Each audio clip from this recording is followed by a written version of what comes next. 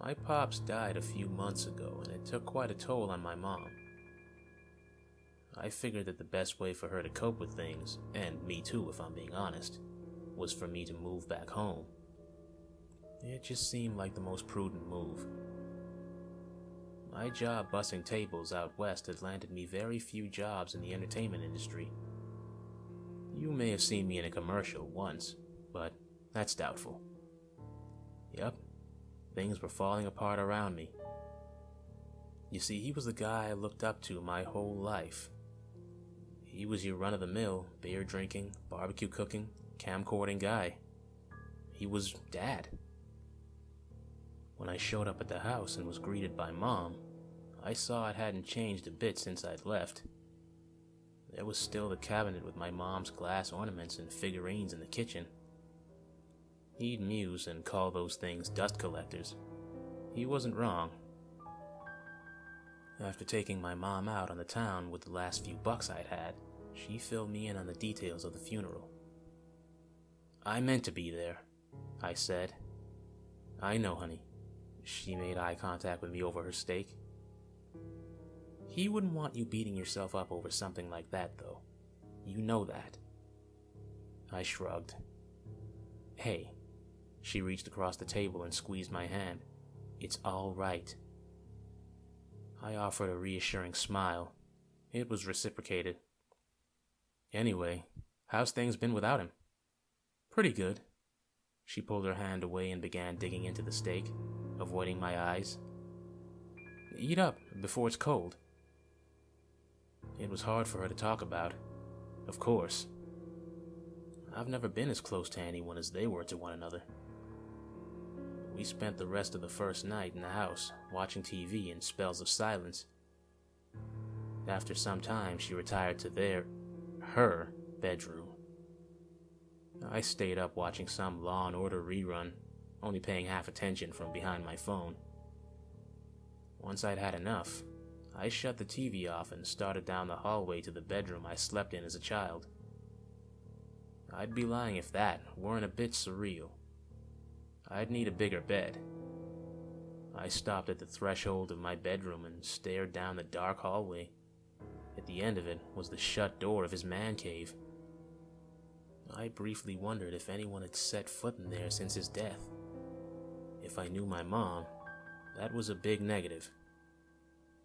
Maybe I felt bad for missing the funeral, or maybe the past couple of years of his life, or maybe I just wanted to feel close to him one more time.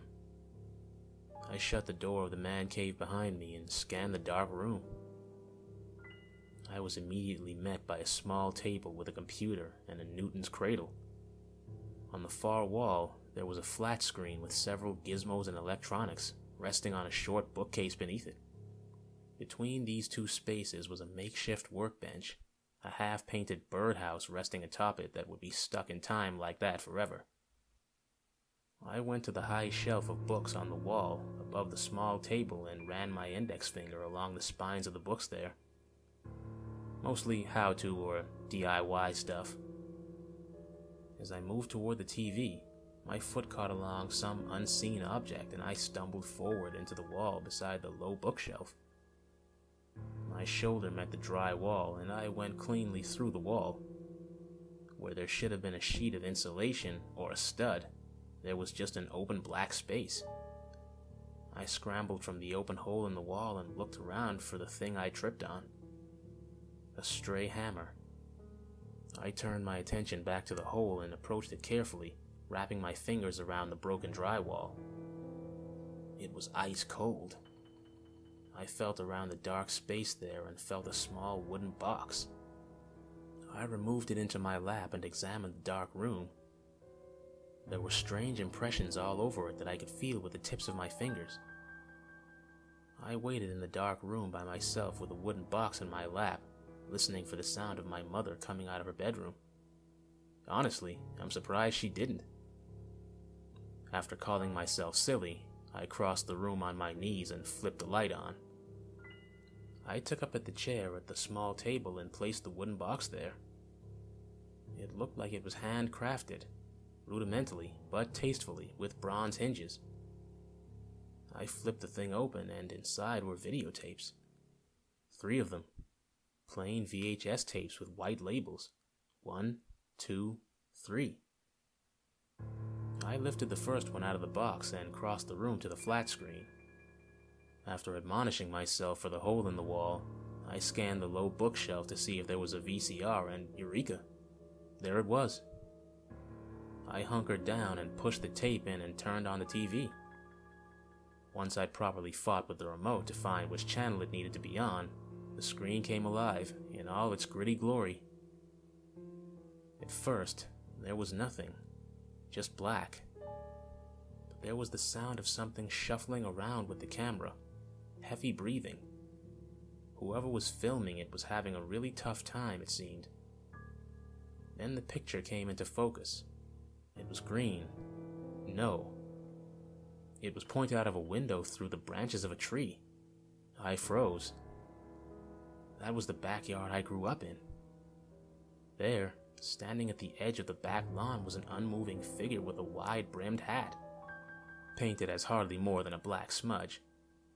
Through the reflection of the window, I caught my dad's face, mustache and all. He was young, but it was difficult to surmise how young, given the fact that I was looking at his face through an old tape and a reflection on a window. The one thing I could make out was that he was terrified. I could sympathize. I was too. It was obvious what he was doing. He was attempting to get a good shot of the figure at the edge of the lawn. It stood there, menacingly, almost like it wasn't even a person. In fact, if not for the hat, I might have chalked it up to my dad's paranoia. But he saw it. I saw it too. He shifted toward the window, and it was obvious that with the old camcorder, it was hard for him to lift the window and keep the camera appropriately angled. The window was opened off screen, and he whipped the camera back around to peer out the window. The figure was gone. My whole body tensed. I was waiting for it. Come on! This is the part in the horror movies where I jump and my soda pop flies into the air, and my date runs out of the theater promising to never call me again. He scanned the yard with the camera, but the figure was gone.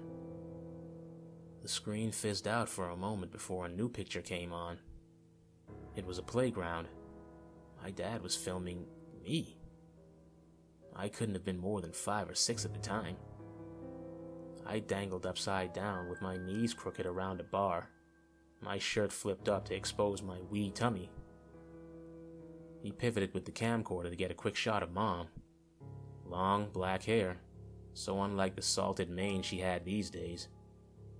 She grinned at him, probably shot me a glance off screen to make sure I wasn't looking, and then put up her middle finger.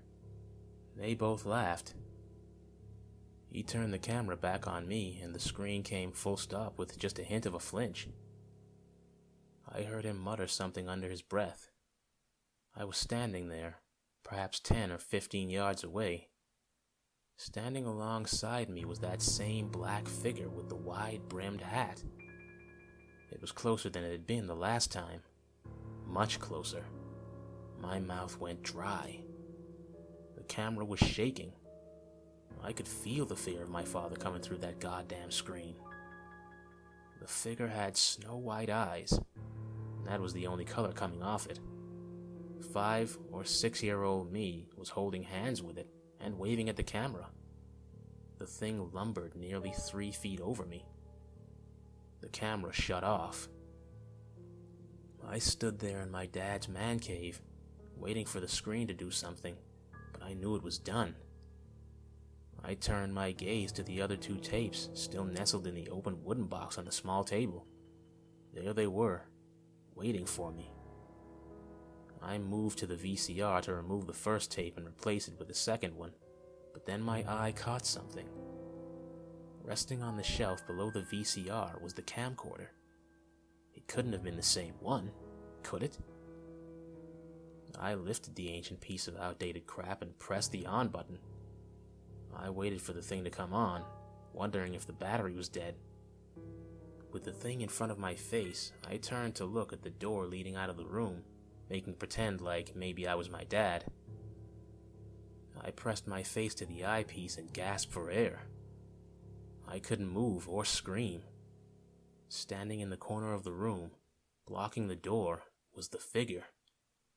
No more than perhaps 7 feet away. It did nothing. It simply stood there, looking directly at me with those piercing snow-white eyes. Although it did not move, I could sense that it wanted to propel forward and end me. Like how I could feel the fear coming off my dad through the videotape, I could too feel the hatred coming off that thing. I pulled the camera from my face and looked at the spot it should have been standing. Nothing but open space. I looked through the eyepiece again, and there it was. I was shaking. I shut the camera off and left the room, feeling as though there was something just outside my peripherals watching me as I opened the door and pattered into the hall. I found a hidden stash of spirits my mom liked to keep in case of company and broke the seal on a bottle of vodka. I drank it till I felt heady, just enough so I could make believe that what I had seen wasn't so. But I knew it was.